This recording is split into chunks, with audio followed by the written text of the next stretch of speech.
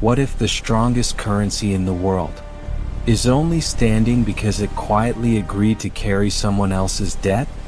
What if the proud empire that once ruled the seas, mapped continents, and dictated world trade now props up its survival by financing another empire's deficits?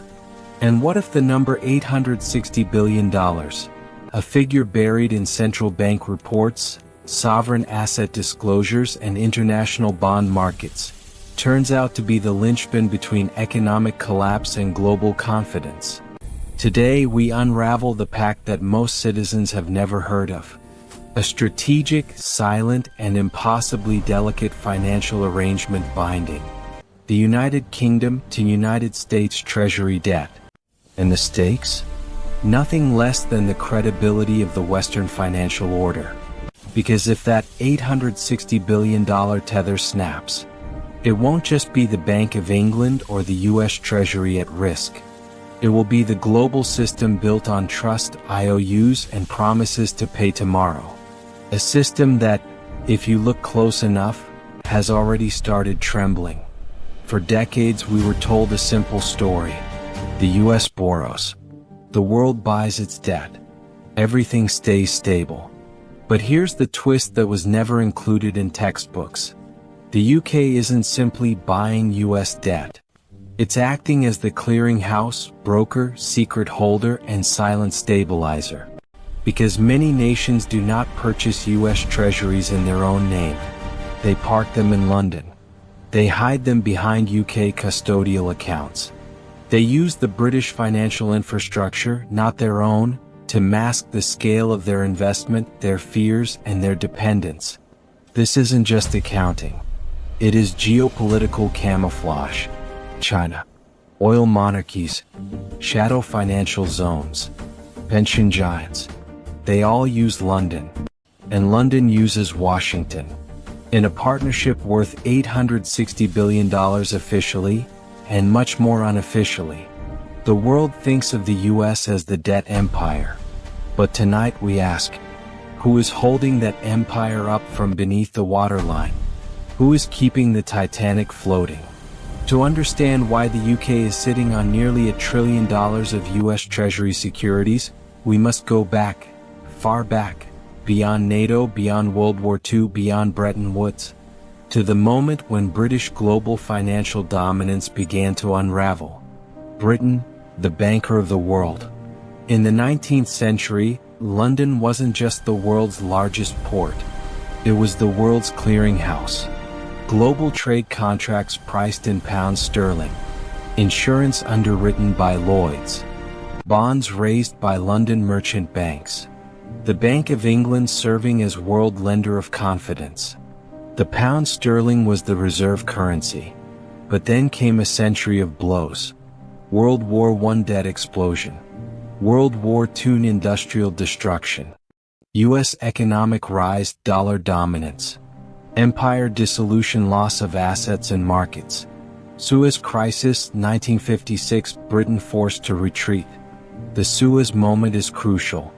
The message was unmistakable. The world runs on the dollar now, not the pound. Britain did not just lose a canal. It lost economic sovereignty. Bretton Woods, 1944. At the table where the financial future of the world was carved, Britain negotiated. But America wrote the rules. Global trade priced in dollars. IMF and World Bank headquartered in Washington's orbit. US treasuries elevated to safe haven status. Britain signed not as master but as necessary ally. Thus began the transatlantic pact. America would run the military and economic empire. Britain would run the markets, legal systems, clearing structures, and offshore capital funnels. A shared world order. A shared dominance. A shared dependence. The rise of the debt partnership. Petrodollar architecture, 1974. After OPEC's shockwaves threatened Western economies, the US struck a deal with Saudi Arabia. Oil would be priced exclusively in dollars. But where would those dollars go? Not into US banks. Not into Riyadh's vaults. Into London.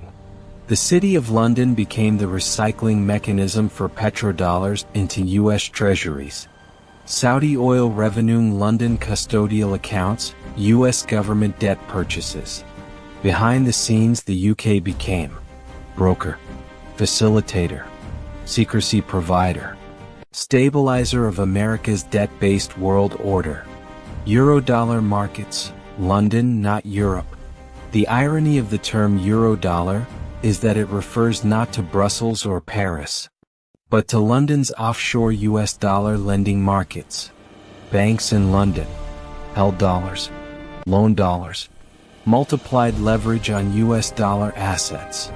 And suddenly London, once dethroned, was back in the empire game. Not as the issuer of the world currency, but as the place where that currency was stored, cycled, and hidden. Hidden buyers, hidden motives.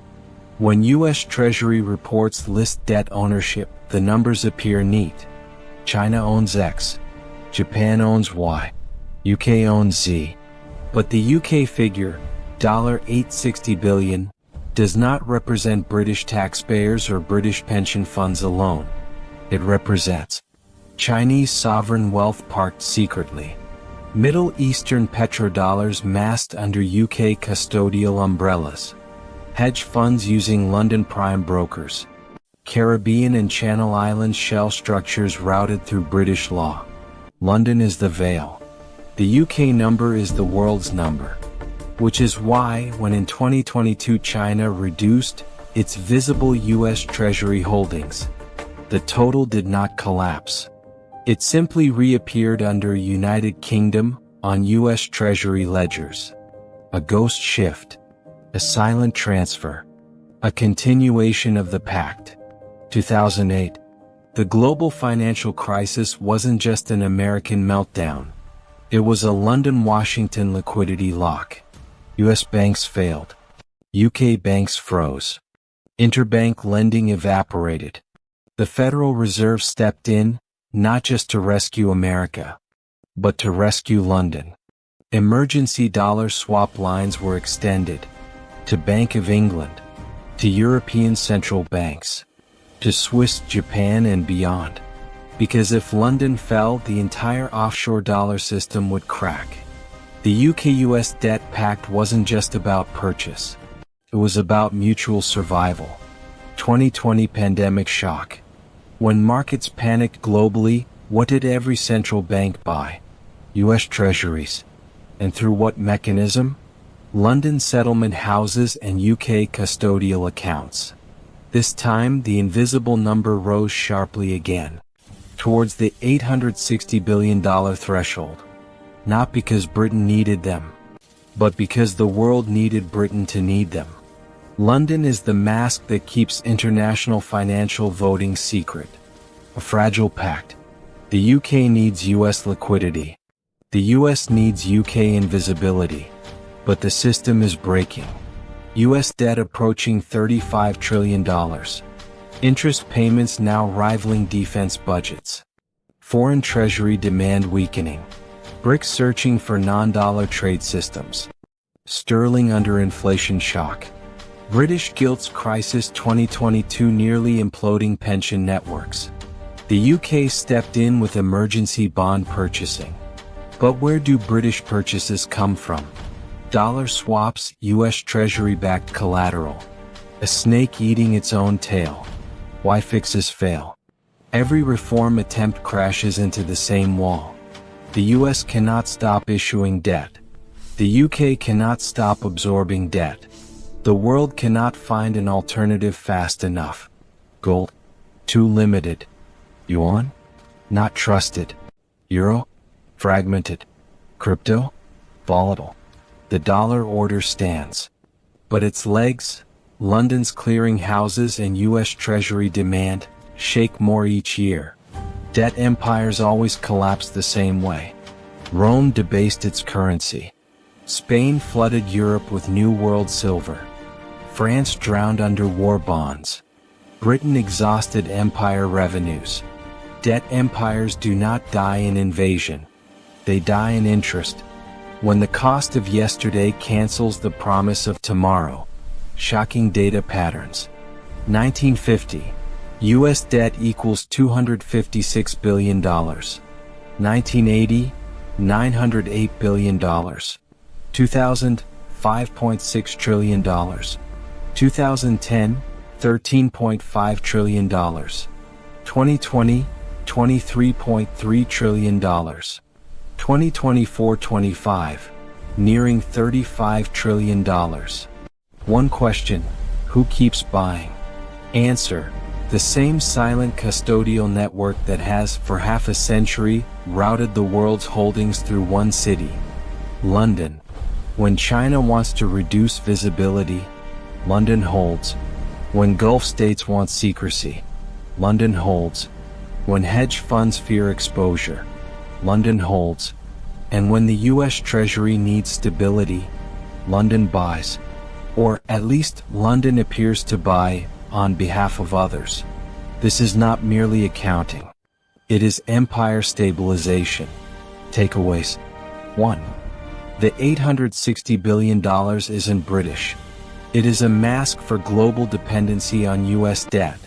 2. The US does not stand alone. Its debt empire is stabilized by London's clearing shadow system. 3. Britain lost monetary sovereignty but gained financial power. Not as issuer of currency, but as keeper of records, names, custodial shadows, and financial invisibility. Final warning. If the UK steps away from US debt, the mask comes off. China's exposure becomes clear. Oil states' leverage goes public. Global trust is shaken. The world sees how much of the American empire rests on foreign fear rather than foreign confidence.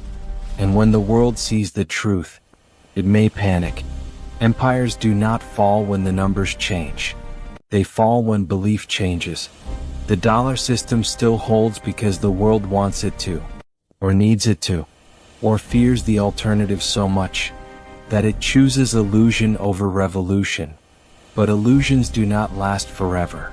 If you want deeper analysis of the systems holding the modern world together, not the headlines but the hidden mechanics underneath, subscribe to World Financial Mysteries.